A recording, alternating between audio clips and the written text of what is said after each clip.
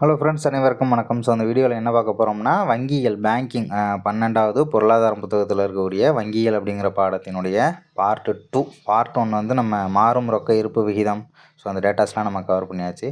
So இதுக்கப்புறம் வந்து பார்த்தோம்னா நிறைய கதையை தான் கொடுத்துருப்பாங்க. ஃபுல்லாக கதையாக தான் இருக்கும், ஃபுல்லாகவே கதை தான். ஆனால் லாஜிக்காகவும் நிறைய இடத்துல வந்திருக்கும். ஸோ டேரெக்டாக நம்ம கண்டென்ட்டுக்குள்ளே போயிடலாம். ஸோ இந்த பாக்ஸில் ஃபஸ்ட்டு ஒரு 3 லைன் ரொம்ப முக்கியமானது. ஃபஸ்ட்டு ஒன்று ரெப்போ ரேட்னு கொடுத்துருக்காங்க, அடுத்த ஒன்று மீள் ரெப்போ விகிதம். ஓகேவா, ஒன்று ரெப்போ விகிதம், இன்னொன்று மீள் ரெப்போ விகிதம். ரெப்போ ரேட்னா என்ன அப்படின்னா, வணிக வங்கிகள் இருக்காங்க இல்லையா, ஸோ வணிக வங்கிகளுக்கு மைய வங்கி குறுகிய கால கடன் வழங்கும் போது விதிக்கும் வட்டி விகிதமே ரெப்போ விகிதம் எனப்படுகிறது. நான் வந்து ஒரு பேங்க்கு, நான் வந்து ஆர்பிஐ கிடையாது, நான் வந்து ஒரு பேங்க்கு, எனக்கு ரிசர்வ் பேங்க்கு, ஓகேவா, நான் வந்து ஒரு வணிக வங்கி கமர்ஷியல் பேங்க்கு, எனக்கு ரிசர்வ் பேங்க்கு என்ன பண்ணுறாங்க, ஒரு அமௌண்ட்டை கடனாக கொடுக்குறாங்க. ஸோ அந்த கடனாக கொடுக்குற அமௌண்ட்டுக்கு வட்டி போடுறாங்கல்ல, ஸோ அந்த வட்டியை வந்து யார் போடுவாங்கன்னா, அதையும் ரிசர்வ் பேங்க் தான் போடுவாங்க. அது ரெப்போ ரேட்டு. இது அப்படியே உல்ட்டாவாக நடந்துச்சுன்னா அது மீள் ரெப்போ ரேட்டு, அவ்வளோதான். அதுவே கமர்ஷியல் பேங்க்கு ரிசர்வ் பேங்க்கு கொடுக்குறது, ஸோ அதற்கான வட்டியையும் போட போகிறது கமர்ஷியல் பேங்க்கு கிடையாது, அதையும் ரிசர்வ் பேங்க் தான் வந்து என்ன பண்ணுவாங்கன்னா ஃபிக்ஸ் பண்ணுவாங்க. ரெப்போ ரேட் அப்படின்னா பேங்க் வந்து நமக்கு கடன் கொடுக்குறது. எந்த பேங்க்? ரிசர்வ் பேங்க் வந்து கமர்ஷியல் பேங்க்குக்கு கடன் கொடுத்து வட்டி வீதத்தை என்ன பண்ணுவாங்க, அவங்க தான் வந்து ரெப்போ விகிதம். உல்ட்டாவாக நடந்துச்சுன்னா அது அப்படியே மீள் ரெப்போ விகிதம். ஸோ அடுத்தது வேறு என்னென்ன இருக்குது அப்படின்றதையும் பார்க்கலாம். இது ரொம்ப முக்கியமான பாயிண்ட். 1982ஆம் ஆண்டுக்கு பிறகு வேளாண் கடன் தொடர்பான அனைத்து பொறுப்புகளையும் நபார்டு வங்கி ஆர்பிஐ, அதாவது இந்திய ரிசர்வ் வங்கியிலிருந்து பெற்றுக்கொண்டது. ஸோ வேளாண் கடன் அப்படின்றதுமே ரிசர்வ் பேங்க் தான் செஞ்சுக்கிட்டு இருந்தாங்க, ஓகேவா. அந்த ப்ராசஸை பார்த்துக்கிட்டு இருந்தது யார் அப்படின்னா ரிசர்வ் பேங்க் தான். அந்த ப்ராசஸையும் பார்த்துக்கிட்டு இருந்தது யார் அப்படின்னா ரிசர்வ் பேங்க் ஆஃப் இந்தியா தான். ஆனால் என்ன பண்ணிட்டாங்க, ஒரு சர்டன் பீரியடுக்கு அப்புறம் என்ன பண்ணிட்டாங்க, சரிமே வேளாண்மை சார்ந்த விஷயத்த நம்ம வச்சுக்க வேண்டாம் அப்படின்னு சொல்லிட்டு தனியாக பிரித்து விட்டுறாங்க. ஸோ அந்த வேலையை செய்ய போகிறது யார், அந்த பேங்க் எது அப்படின்னா நபார்டு பேங்க். ரொம்ப முக்கியமானது. 1982ஆம் ஆண்டுக்கு பிறகு, ஓகேவா. நபார்டு பேங்க் எப்போ உருவாக்கப்பட்டது, தொடங்கப்பட்டதுன்னு கேட்டாலும் 1982 அப்படின்றத ஞாபகம் வச்சுக்கோங்க. அதே மாதிரி அதிலிருந்து ஊரக கடன் தொடர்பான அனைத்து நடவடிக்கைகளையும் நபார்டு வங்கி மேற்கொண்டுள்ளது அப்படின்றதையும் நமக்கு சொல்லியிருக்காங்க. அடுத்தது என்ன கொடுத்துருக்காங்கன்னா, வேளாண் மறுகடன் மேம்பாட்டு கழகம், ஏஆர்டிசி. என்ன தெரிஞ்சுக்கிறீங்க இந்த யூனிட்டில் அப்படின்னா, ஒவ்வொரு பேங்க்குக்கும் விரிவாக்கத்தையும் தெரிஞ்சுக்கணும். ஏஆர்டிசி விரிவாக்கம் என்னன்னு கேட்டு போயிடுவாங்க. அக்ரிகல்ச்சரல் ரெஃபினன்ஸ் டெவலப்மெண்ட் கார்பரேஷன் அப்படிங்கிறதான் வேளாண் மறுகடன் மேம்பாட்டு கழகம். நம்ம வந்து வேளாண்மை அப்படின்னு பேர்லேயே வந்துருச்சு இல்லையா, ஸோ அப்போ வேளாண்மைக்கு கடன் கொடுக்கக்கூடிய, வேளாண்மை சார்ந்த நிறுவனங்களுக்கு கடன் கொடுக்கக்கூடிய ஒரு அமைப்புன்றது நம்ம தெரிஞ்சுக்கலாம். ஸோ இது வந்து பார்த்தோம்னா ரொம்ப முக்கியமானது. ஜூலை 1, 1963 வேளாண் மறுகடன் மேம்பாட்டு கழகம் ஆரம்பிக்கப்பட்டது அப்படின்றது சொல்லியிருக்காங்க. என்ன நோக்கங்கள் அப்படின்றத பார்க்கலாம். மத்திய நிலவள வங்கிகள், மாநில கூட்டுறவு பேங்க்லாம் இருக்குல்ல, சொசைட்டி மாதிரி நிறைய கூட்டுறவு வங்கிகள், அதெல்லாம் அப்புறம் பட்டியல் வங்கிகள், ஷெட்யூல்டு பேங்க் முதலான தகுதி வாய்ந்த அமைப்புகளுக்கு தேவையான மறுநிதியினை வழங்குகிறது அப்படின்றதையும் கொடுத்துருக்காங்க. ஸோ அடுத்தது நடைமுறைப்படுத்த விரிவான அடித்தளம். அடுத்தது வந்தாச்சா, இங்கே வந்தாச்சு, ஓகே. ஸோ அடுத்தது இந்திய ரிசர்வ் வங்கியால் அங்கீகரிக்கப்பட்ட மத்திய நிலவள வங்கிகள், மாநில கூட்டுறவு வங்கிகள், பட்டியல் வங்கிகள் ஆகியவை வெளியிடும் கடன் பத்திரங்களை வாங்கி அதன் மூலம் நிதியளிப்பினை செய்கிறது அப்படின்றதையும் சொல்லியிருக்காங்க. அதுக்கப்புறம் ஆர்ஆர்பி, ஓகேவா, ரீஜியனல் ரூரல் பேங்க், வட்டார வளர்ச்சி வங்கி, அப்படி இல்லைனா வட்டார ஊரக வங்கிகள் அப்படின்னு சொல்லுவாங்க. வட்டார ஊரக வங்கிகள் தான் ரூரல் பேங்க். இது கிராமின் பேங்க் அப்படின்னும் இந்த பேங்க்ஸை வந்து நம்ம சொல்லலாம். மறைந்த பிரதமர் திருமதி இந்திரா காந்தி அவர்களின் 20 அம்ச திட்டம் அப்படின்றது ரொம்ப முக்கியமானது. ஸோ 20 அம்ச திட்டத்தில் இதையும் வந்து அவங்க சொல்லியிருக்காங்களாம், ஓகேவா. இந்த வங்கிகளை புதிய பொருளாதார திட்டத்தை தொடர்ந்து வட்டார ஊரக வங்கிகள் 1975ஆம் ஆண்டு ஆரம்பிக்கப்பட்டன. இப்போ ஆர்ஆர்பி எந்த வருஷம் அப்படின்னா 1975 ஆர்ஆர்பி. அதுவே 1963 ஏஆர்டிசி. இந்த மாதிரி தான் கேட்பாங்க. இந்த ஆர்ஆர்பி அப்படின்னு பார்க்கும்போது மூலதனம் இன்வெஸ்ட்மெண்ட் யார் அப்படின்னா 50% சென்ட்ரல் கவர்மெண்ட்டு, 15% ஸ்டேட் கவர்மெண்ட்டு, 35% நடத்துகின்ற வணிக வங்கிகள் கமர்ஷியல் பேங்க்கும் சேர்ந்து தான் இன்வெஸ்ட்மெண்ட்டு கொடுத்துருக்காங்க, ஓகேவா. ரொம்ப முக்கியமானது. அடுத்தது இந்த வங்கிகளின் நோக்கம் உழவர்களுக்கு, குறிப்பாக இது இருக்குல்ல, ஸ்மால் அண்ட் மார்ஜினல் ஃபார்மர்ஸ், சிறு மற்றும் குறு உழவர்கள், நிலமற்ற வேளாண் தொழிலாளர்கள், கைவினை கலைஞர்கள், சிறு தொழில் முனைவோர்கள் கடன் வழங்குவதன் மூலம் ஊரகப் பகுதியில் வேளாண்மை, வணிகம், தொழில், இதர உற்பத்தி நடவடிக்கைகள் ஆகியவற்றை மேம்படுத்துது. குறிப்பாக வேளாண்மை, சிறு குறு தொழில் நிறுவனங்களுக்கு என்ன பண்ணுறாங்க, அமௌண்ட்டை கொடுத்து அவங்கள டெவலப் பண்ணுறாங்க, அவ்வளோதான், ஓகேவா. 1975 50% central government, 15% state government, balance உள்ள 35% கமர்ஷியல் பேங்க். ஸோ அடுத்தது பேலன்ஸ் உள்ள அந்த கதையெல்லாம் நீங்கள் தெரிஞ்சுக்கணும் அப்படின்றது அவசியம் கிடையாது. வேளாண் கடனுக்கான நபார்டு வங்கியின் பங்கு அப்படின்றத கொடுத்துருக்காங்க. நபார்டு அப்படின்னாலே என்னன்றதையும் நீங்கள் தெரிஞ்சுக்கணும். ஃபுல் ஃபார்ம் சொல்கிறேன். 1982 ஜூலை மாதம் வேளாண்மைக்கும் ஊரக மேம்பாட்டுக்குமான தேசிய வங்கி அப்படின்னு சொல்கிறாங்க. வேளாண்மைக்கும் ஊரக மேம்பாட்டுக்குமான தேசிய வங்கி, national bank for agriculture and rural development. எல்லா பேங்க்குக்கும் விரிவாக்கம் கண்டிப்பாக தெரிஞ்சுக்கணும். அதுதான் நபார்டு பேங்க் அப்படின்னு சொல்கிறாங்க. 1982ஆம் ஆண்டு இயற்றப்பட்ட பாராளுமன்ற சட்டத்தின்படி தோற்றுவிக்கப்பட்டது அப்படின்றதையும் சொல்லியிருக்காங்க. ஓகேவா. வேளாண்மை செய்கிறவங்க யார்? உழவர்கள். எப்படி நம்ம லிங்க் பண்ணலாம்? நபார்டு அப்படின்னு வந்திருக்கு இல்லையா. ஸோ நபார்டு அப்படின்னா நபார்டு. ஓகேவா. நபார்டுன்றது வேளாண்மைக்காக உள்ளது. ஓகே, ஷார்ட்கட் எதுவும் கடைசியாக தோணுச்சுன்னா நான் சொல்கிறேன், இல்லைனா உங்களுக்கு எது தெரிஞ்சாலும் சொல்லுங்கள்.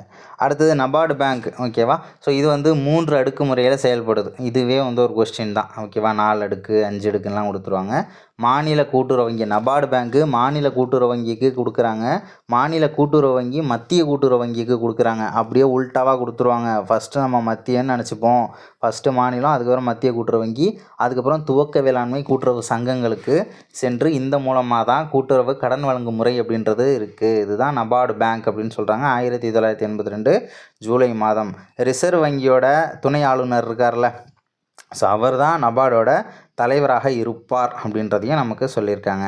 நபார்டு பேங்குடைய பணிகள். நபார்டு வங்கி ஒருங்கிணைந்த ஊரக வளர்ச்சியை மேம்படுத்தும் வகையில் அனைத்து வகையான உற்பத்திக்காகவும் முதலீட்டுக்காகவும் வேளாண்மை, சிறு தொழில்கள், குடிசை தொழில், கிராம தொழில், எம்எஸ்எம்இ செக்டருக்கு சிம்பிளாக சொல்லணும்னா கைவினை தொழில்கள், இதர ஊரக தொழில் நடவடிக்கைகளுக்கான மறுகடன் வழங்குகிறது. அதே மாதிரி மாநில கூட்டுறவு பேங்க்கு, ஆர்ஆர்பி, நிலவள வங்கிகள், அப்புறம் இந்திய ரிசர்வ் வங்கி ஆகியவற்றால் ஏற்பளிக்கப்பட்ட இதர நிதி நிறுவனங்கள், லைசன்ஸ் வச்சுருக்காங்கல்ல, ஸோ அவங்க தான், ஆகியவற்றுக்கு குறுகிய கால, மத்திய கால, நீண்ட கால கடனெல்லாம் கொடுக்குதுன்னு சொல்லியிருக்காங்க. முக்கியமாக வேளாண்மைக்கு ஆதரவாக எந்தெந்த பேங்க் இருக்கோ எல்லா பேங்க்கும் இதுக்குள்ளே வந்தது.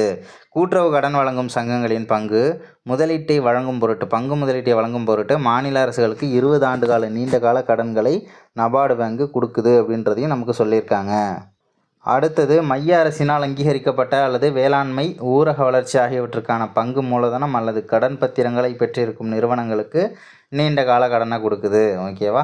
ஸோ அதையும் தெரிஞ்சுக்கோங்க. சிம்பிளாக என்ன, எந்தெந்த பேங்க்லாம் வேளாண்மைக்கு ஆதரவாக இருக்கோ அவங்களுக்கு எல்லாருக்கும் உண்டு.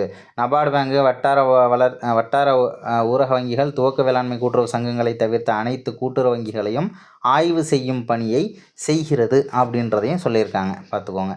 ஸோ அடுத்தது வேறு என்னென்ன கொடுத்துருக்காங்க அப்படின்றதையும் பார்க்கலாம். இப்போது இந்திய தொழில்நிதி கழகம் அப்படிங்கிறது தொழில்நிதி மற்றும் மேம்பாட்டு நிறுவன சங்கிலி தொடரில் முதன்மையாக ஆரம்பிக்கப்பட்ட நிறுவனம் இந்திய தொழில்நிதி கழகம். முக்கியமாக அந்த நிதி கழகத்தை கொடுத்துட்டு எப்போ தொடங்கப்பட்டதுன்னு கேட்பாங்க. 1948 ஜூலை 1. முதல் தொழிற்கொள்கை 48 தான் வந்துச்சு. ஸோ இப்போ முதல் தொழில்நிதி கழகமும் அந்த வருஷம் தான் வந்துச்சுன்னு நீங்கள் ஈஸியாக ஞாபகம் வச்சுக்கலாம். அதே மாதிரி இவங்களுடைய பணிகளை பாருங்களேன். இந்திய ரூபாயிலும் வெளிநாட்டு பணத்திலும் நீண்ட கால கடன் கொடுக்கறது, வெளியிடப்பட்ட சம உரிமை பங்குகள், முன்னுரிமை பங்குகள், ஸோ இதெல்லாம் ஒப்புறுதி அளித்தல், அப்புறம் சம உரிமை பங்குகள், முன்னுரிமை பங்குகள், இந்த அளவுக்குலாம் கேட்கவே மாட்டாங்க. நமக்கு ஜஸ்ட்டு என்ன சொல்லியிருக்காங்கன்ற கதையை மட்டும் நீங்கள் தெரிஞ்சுக்கணும். முக்கியமாக அது எப்போ தொடங்கப்பட்டது அவ்வளோதான், சிம்பிளாக கேட்டு போயிடுவாங்க. ICICI industrial credit and investment corporation of India, இந்திய தொழில் கடன் மற்றும் முதலீட்டு கழகம் அப்படின்னு சொல்லியிருக்காங்க. ஸோ அதைக்கும் நமக்கு எக்ஸ்பிளனேஷன் அப்படின்றது வேணும். இந்திய அரசு, உலக வங்கி, அமெரிக்க அரசு, இந்தியன் கவர்மெண்ட்டு, உலக வங்கி, வேர்ல்டு வங்கி இருக்குல்ல அவங்க, ப்ளஸ் அமெரிக்க அரசு ஆகியவற்றால் நியமிக்கப்பட்ட மூவர் குழுவின் பரிந்துரையின் அடிப்படையில் இந்திய தொழிற்கடன் மற்றும் முதலீட்டு கழகம், அதாவது ஐசிஐசிஐ பேங்க் சொல்கிறாங்க இல்லையா, 1955ஆம் ஆண்டு ஜனவரி 5. ஓகேவா. ஜனவரி 5. ஐசிஐசிஐ 5 எழுத்தாக இருக்கு இல்லையா, அப்போ 5 ஜனவரி 5ஆம் ஆண்டு ஒரு நிறுவனமாக ஆரம்பிக்கப்பட்டது அப்படின்றத சொல்லியிருக்காங்க. உலக வங்கியிலிருந்து பெறப்படும் இந்திய தொழிற்கடன்களை முறைப்படுத்தி அளிப்பதும் மூலதன அங்காடியை கட்டமைப்பதும் இக்கழகத்தின் நோக்கமாகும். உலக வங்கியிலிருந்து கொடுக்கப்பட்ட தொழிற்கடன்களை முறைப்படுத்தி அளிப்பது ப்ளஸ் மூலதன அங்காடியை கட்டமைக்கிறது தான் இதோட நோக்கம். என்ன நோக்கன்றது மட்டும் தெரிஞ்சாலே நமக்கு போதும். பேலன்ஸ் உள்ளதெல்லாம் அன்வான்ட் டேட்டாலாம் தெரிஞ்சிக்க வேண்டாம். ஒருங்கிணைக்கும் ஒரு தலைமை நிறுவனம் என்ற அடிப்படையில் இந்திய தொழில் மேம்பாட்டு வங்கி துவங்கப்பட்டது. அதுக்கப்புறம் என்னென்னா இந்திய தொழில் மேம்பாட்டு வங்கி, IDBI, இந்திய தொழில் மேம்பாட்டு கழகமா? Okay. Industrial development bank of India தலைமை நிறுவனம். ஓகேவா.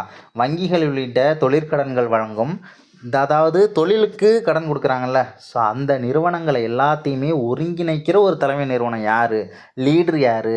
அதாவது இப்போ நபார்டுனா வேளாண்மைக்கு லீட்ரு, அதே மாதிரி தொழிலுக்கு கடன் கொடுக்குறவங்களுக்கு லீட்ரு யார் அப்படின்னா அது ஐடிபிஐ. ஐசிஐசிஐனா என்னென்னு பார்த்துக்கோங்க. ஓகேவா. ஸோ இந்த வங்கி February 15, 1976 வரை இந்திய ரிசர்வ் வங்கியின் முழு துணை அமைப்பாக இருந்தது. பின்னால் இது பிரிக்கப்பட்டு அதே ஆண்டின் February 16 முதல் இந்திய அரசுக்கு சொந்தமான தன்னாட்சி பெற்றோர் கழகமாக மாறிடுச்சு அப்படின்றதையும் சொல்லியிருக்காங்க.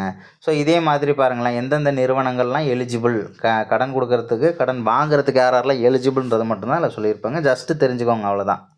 அதே மாதிரி இங்கே கொடுத்துருக்காங்கல்ல, மார்ச் 1982, அதே ஜூலை 1982 அப்படின்னா அது நபார்டு பேங்கு. மார்ச் 1982னா முக்கியமானது. ஏற்றுமதி இறக்குமதி வங்கி எப்போது துவங்கப்பட்டதுன்னு கேட்டு போயிடுவாங்க. Exim bank,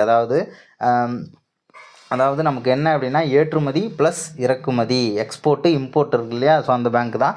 1982 March. ஓகேவா, அதை மறந்துடக்கூடாது.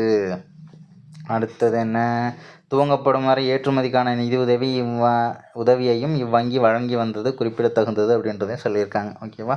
ஸோ இருந்தாலும் நமக்கு எப்போ தொடங்கப்பட்டதுன்றது தெரிஞ்சுக்கோங்க. அதேமாரி மாநில நிதி கழகங்கள், எஸ்எஃப்சி அப்படின்னா என்னென்னா ஸ்டேட் ஃபினான்ஷியல் கார்பரேஷன்ஸ். 1951ஆம் ஆண்டு இந்திய அரசால் இயற்றப்பட்ட மாநில தொழில்நிதி கழக சட்டத்தின்படி பல்வேறு மாநிலங்களில் மாநில தொழில்நிதி கழகங்கள் ஆரம்பிக்கப்பட்டன. ஸோ இதுவும் பார்த்தோம்னா தொழிலை மேம்படுத்துறது தான் இவங்களோட வேலை. ஸோ அப்போ எங்கெங்கே ஏதாவது தொழிலுக்கெலாம் எந்தெந்த மாதிரியான தொழிலுக்கெலாம் கொடுப்பாங்க அப்படின்றத ஜஸ்ட்டு கதையாக கொடுத்துருப்பாங்க. அது நமக்கு பெருசாக வேண்டாம். அதுக்கப்புறம் மாநில தொழில் மேம்பாட்டு கழகங்கள், state industrial development corporation, SIDCO அப்படின்னு சொல்கிறாங்க. இந்த எக்ஸ்ப்ளனேஷனே நமக்கு ரொம்ப முக்கியம். சிட்கோ அப்படின்னா ஸ்மால் இண்டஸ்ட்ரியல் டெவலப்மெண்ட் கார்பரேஷன் அப்படின்றதையும் நமக்கு சொல்லியிருக்காங்க. ஓகே. வேறு எதுவும் பார்த்தோம்னா 1976ஆம் ஆண்டு நோபல் பரிசு பெற்ற மில்டன் பிரைட்மேன், ஓகேவா, அவரால் முன்னெடுத்து செல்லப்பட்டது எது அப்படின்னா மானிட்டரி பாலிசின்னு சொல்லுவாங்க, பணவியல் கொள்கையை முன்னெடுத்து சென்றவர் யார், மில்டன் பிரைட்மேன். ரொம்ப பிரைட்டாக முன்னெடுத்துட்டு போனார் அப்படின்னு ஞாபகம் வச்சுக்கலாம். எப்போ நோபல் வாங்கியிருக்காருன்னா 1976. தெரியும். 1929 to 30 உலக பெருமந்தம் வாழ்த்தெரு அப்படின்றது அமெரிக்காவில் ஃபெடரல் பேங்கில் ஏற்பட்டது. ஸோ அப்போ பார்த்தோம்னா அந்த பணவியல் கொள்கையில் ஏற்பட்ட குளறுபடிகள் தான் என்பதனை தனது நூலான, ஓகேவா, உலக பெருமந்தத்துக்கு காரணமே ஃபெடரல் பேங்க் தான் அப்படின்றது தன்னுடைய புக்கில் சொல்லியிருக்காரு. அமெரிக்க ஐக்கிய அரசுகளின் பணவியல் வரலாறு அப்படிங்கிற ஒரு புத்தகத்தில். அதுக்கப்புறம் பணவீக்கம், பணவாட்டம், இதுதான் நமக்கு கொஸ்டின். பணக்கொள்கையின் 2 நிலை. ஒன்று பணவீக்கம், கடன் வாங்குறது ஈஸி, பணம் எல்லாருக்கிட்டையுமே இருக்கும். பணவீக்கம், பணவாட்டம்னா என்னன்றது தெரிஞ்சுக்கிறதுக்கு முன்னாடி, பணவீக்கம்னா எல்லார்கிட்டையுமே நிறைய காசு வச்சுருப்பாங்க. என்கிட்டலாம் நிறைய ஏகப்பட்ட காசு வச்சுருப்பேன். நான் கடன் கேட்டால் எனக்கு யார் வேணாலும் கடன் கொடுப்பாங்க. ஏன்னா கடன் கொடுக்குறவனும் நிறைய காசு வச்சுருப்பான். அப்புறம் அதிகம் நுகர்வோர், நான் நிறைய காசு வச்சுருக்கிறதுனால எனக்கு தேவையான பொருள் எல்லாத்தையுமே நான் போய் வாங்கிப்பேன்.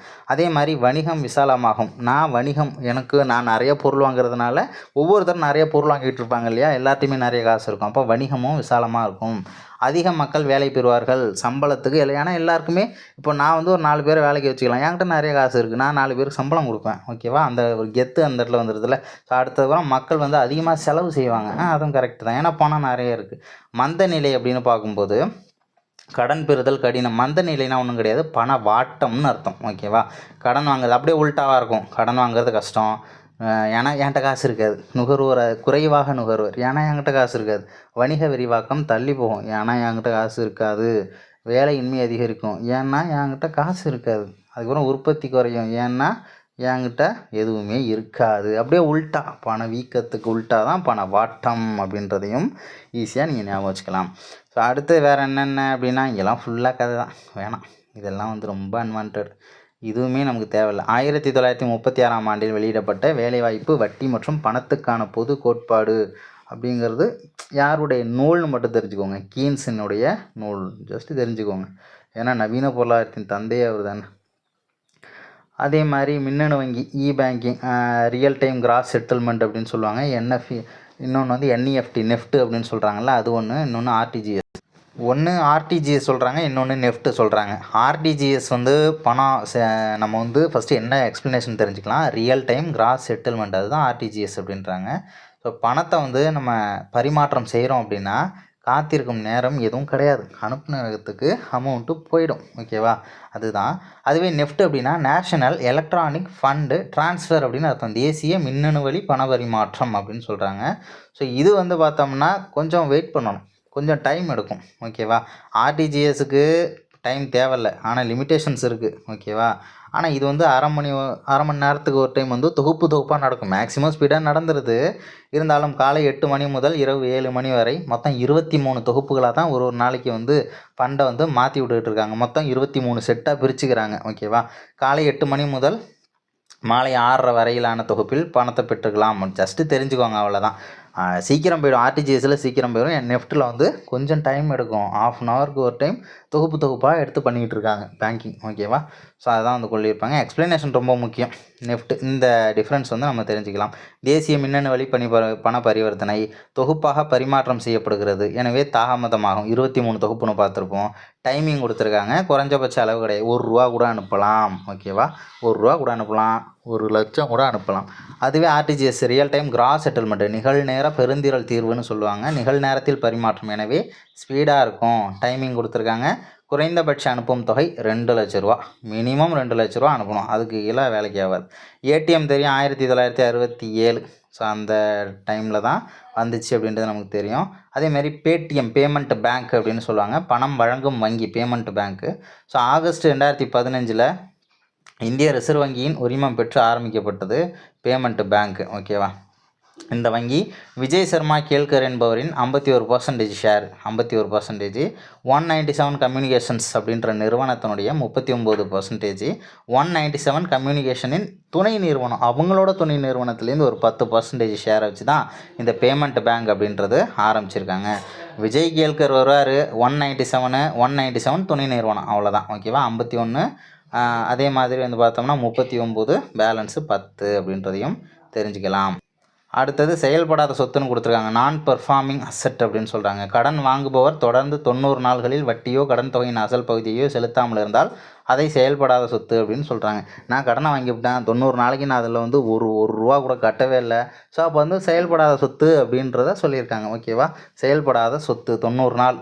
ஓகேவா, ஸோ அடுத்தது வங்கிகள் இணைப்பு கொடுத்துருக்காங்க. 5 இணை வங்கிகளுடன் பாரதிய மகிழா வங்கி இணைக்கப்பட்டு பாரத ஸ்டேட் வங்கியாக ஏப்ரல் 1, 2017 முதல் செயல்பட தொடங்கியது அப்படின்றத சொல்லியிருக்காங்க. ஓகேவா, 5 பேங்க் கூட என்ன பண்ணியிருக்காங்க, பாரதிய மகிழா வங்கி. ஓகேவா, பாரதிய மகிழா வங்கியை இணைச்சி பாரத ஸ்டேட் வங்கியாக 2017 செயல்படுது அப்படின்றதையும் சொல்லியிருக்காங்க. அப்புறம் வந்து பார்த்தோம்னா பைக்கனர் ஸ்டேட் வங்கி, ஜெய்ப்பூர் ஸ்டேட் வங்கி, மைசூர் ஸ்டேட் வங்கி, பாட்டியாலா ஸ்டேட் வங்கி, திருவாங்கூர் ஸ்டேட் வங்கி ஆகியவை இணைக்கப்பட்ட இணைப்பு வங்கிகள் அப்படின்றத கொடுத்துருக்காங்க. இது கூட தான் மகிழா வங்கியை சேர்த்துருக்காங்க. ஓகேவா, அதாவது பைக்கில் ஜெய்ப்பூர் போய் மைசூர் பாக்கு வாங்கி பாட்டிக்கு எடுத்துகிட்டு வரணும். ஓகேவா, அதுதான் வந்து. அப்படி இல்லைனா பைக்கில் போயிட்டு ஜெய்ப்பூர் போயிட்டு மைசூர் பாக்கு வாங்கி பாட்டிக்கு எடுத்துகிட்டு வரணும் அப்படின்னு ஞாபகம் வச்சுக்கோங்க. ஓகேவா, ஏன்னா வாங்கிட்டு தானே, மைசூர் பாக்கு வாங்கிட்டுங்கிறது திருவாங்கூரில் வந்துடும். பைக்கில் ஜெய்ப்பூர் போயிட்டு மைசூர் பாக்கு வாங்கூர் பாட்டிக்கு கொண்டு வந்து கொடுக்கணும் அப்படின்றத லிங்க் பண்ணிக்கோங்க. அதுக்கப்புறம் மணி மார்க்கெட், பணங்காடிலாம் ஒன்றும் கிடையாது. பண மதிப்பு நீக்கம், 500,000 வேல்யூ குறைச்சாங்கல்ல, ரொம்ப முக்கியமானது. நவம்பர் 8, 2016, மறந்துட வேணாம். ஓகேவா, 2016 நவம்பர் 8ஆம் ஆண்டு இந்திய பிரதமர் நரேந்திர மோடி 500 ரூபா 1000 காகித பணத்தின் மதிப்பு நீக்கப்பட்டதாக அறிவித்தார். ஸோ இந்த மாதிரி நீக்கினதுனால 99% பணம் வந்து ஆர்பிஐக்கே திரும்ப வந்துருச்சு அப்படின்னு சொல்கிறாங்க. 1% தான் அந்த மாதிரி குப்பையில் கிடந்தது, அங்கங்கே சாக்கடையில் கிடந்தது, அந்த மாதிரிலாம் இருந்துச்சுல, அதெல்லாம் 1%குள்ளே தான் வருதுன்றதையும் நமக்கு சொல்லியிருக்காங்க. பணமதிப்பு நீக்கத்தின் நோக்கங்கள்: கருப்பு பணத்தை ஒழிக்கணும், லஞ்சத்தை தடுக்கணும், தீவிரவாதத்துக்கு பணம் செல்வதை தடுக்கணும், கள்ளத்து பணத்தை தடுக்கணும் அப்படின்னு சொல்லி இந்த யூனிட்டை நமக்கு முடிக்கிறாங்க. ஸோ அடுத்த வீடியோவில் அடுத்த ஒரு யூனிட்டோடு சந்திக்கலாம். Thank you. First video already update பண்ணியாச்சு, அதையும் செக் பண்ணிக்கோங்க.